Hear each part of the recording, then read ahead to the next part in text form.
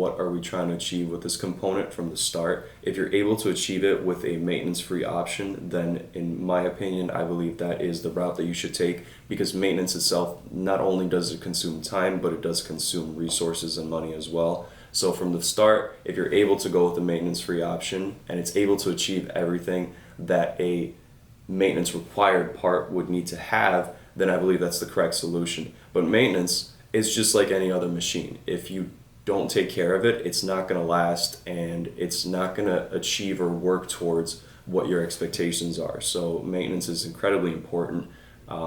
But if you're able to find a maintenance-free option, like for example, let's say you're using a spherical plane bearing, and you have the characteristics or the performance parameters are both the same for both metal to metal and a metal to PTFE, PTFE being a self-lubricating option. If you're able to achieve the same results or very similar, I would always advise to go with the maintenance-free option, just because it's, one, cheaper to maintain, being maintenance-free, but it also frees up time and it allows your company or whoever's working on this project to allocate resources to something that might be just as important or something that you can get done. So again, but from the foundation, both are important. It just depends which route you want to take.